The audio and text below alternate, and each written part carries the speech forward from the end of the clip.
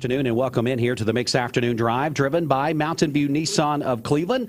We're also back on MixTV.tv for a segment that we're going to get started with right now. We have some students here from Walker Valley High School. They're going to talk about something that is coming up next week, Thursday through Sunday afternoon.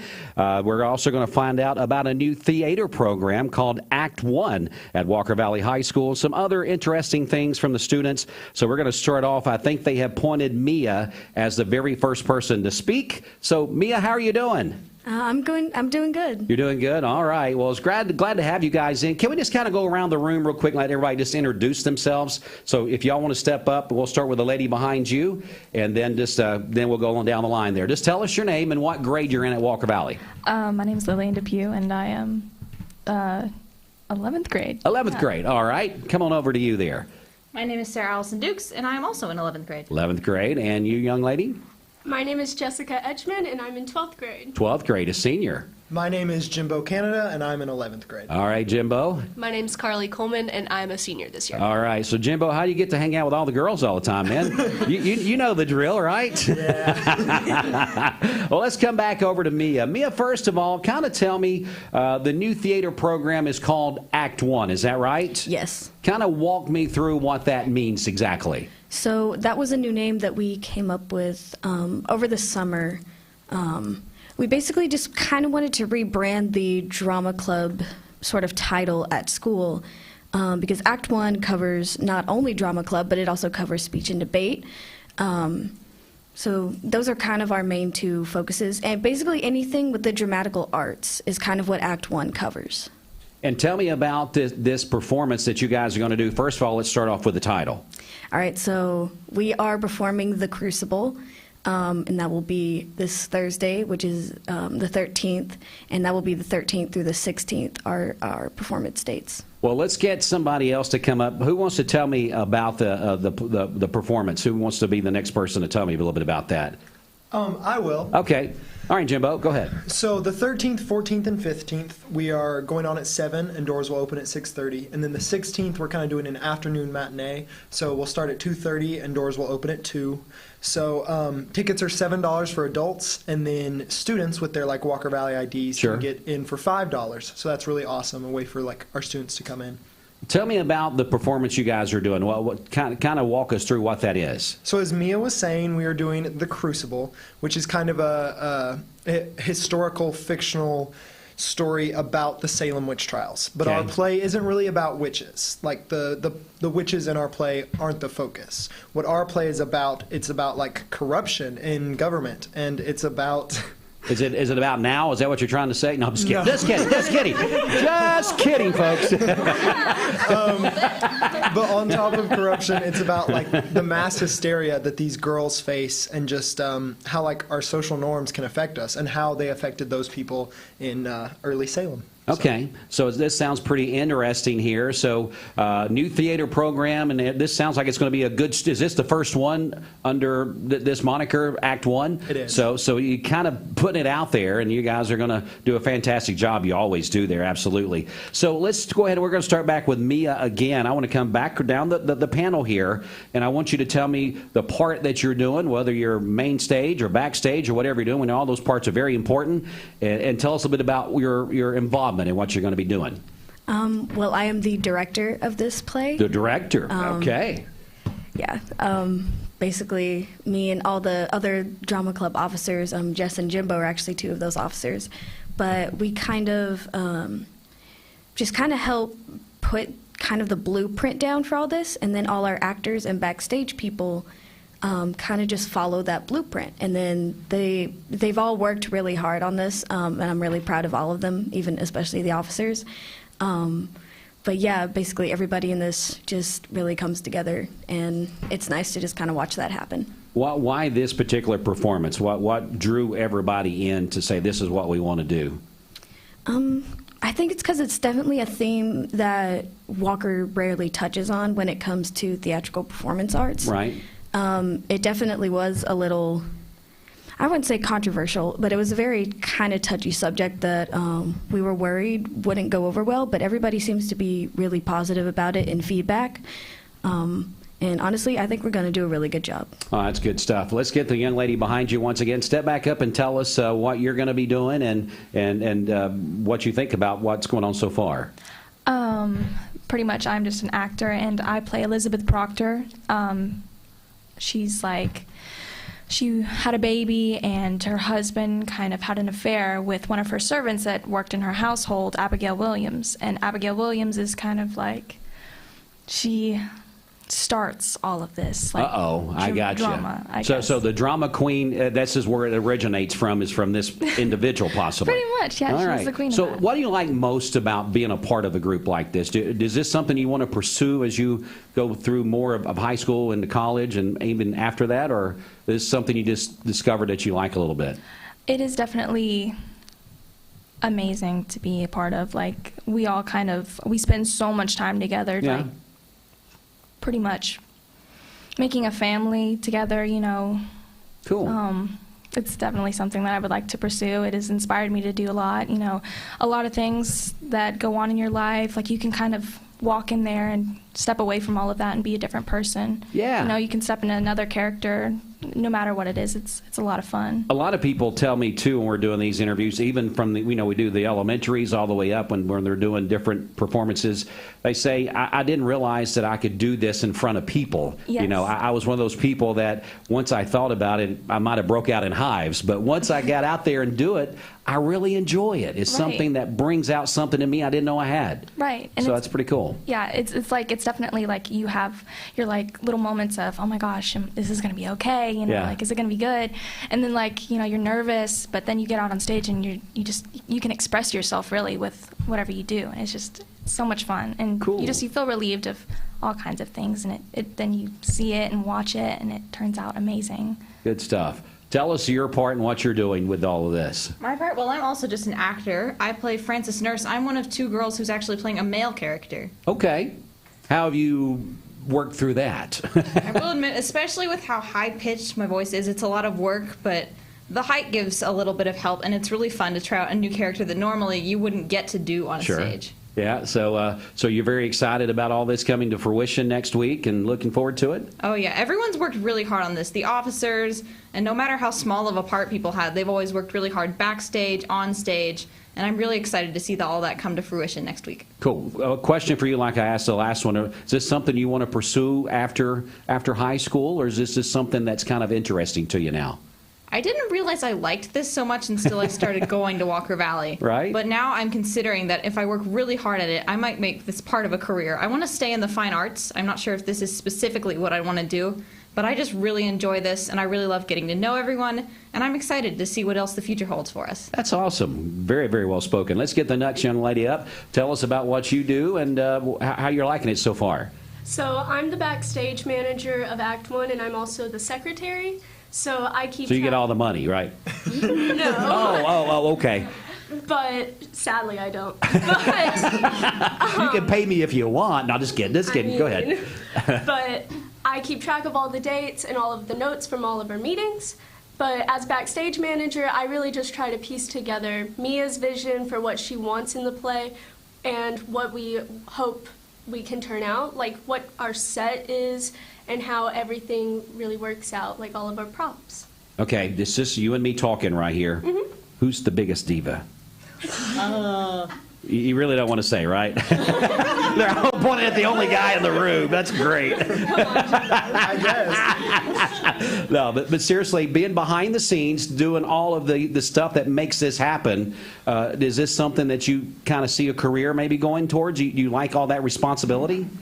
I do really enjoy the responsibility. I aspire to be an English teacher. That's what I plan to do. Yeah. So I would actually really enjoy pursuing this as a teacher and being able to come back, maybe even to Walker Valley, and being a sponsor of it would be really cool to me because I love backstage. I think it's really fun and fascinating how it all does come together at the end.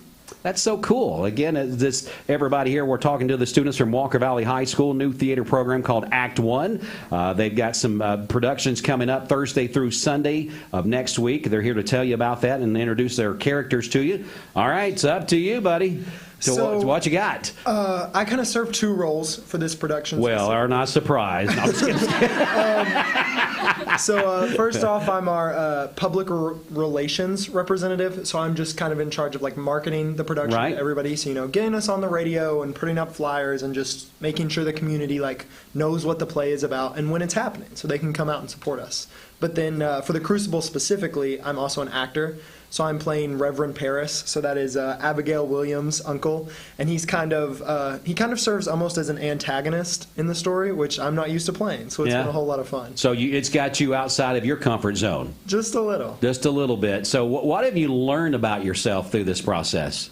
Honestly, I've learned That you're a diva? No. That wasn't me. That wasn't me talking. But honestly, I've just kind of learned that I'm capable of doing a lot more than I thought I was. Yep. Like I've written some scenes for the show, and I've, helped Mia direct certain scenes because like people don't realize that when you sign up to be a student director, it's like a huge commitment. Like she does so much for our program, and so I've been really like happy to help her whenever she needs it. Wow, that's cool stuff. All right.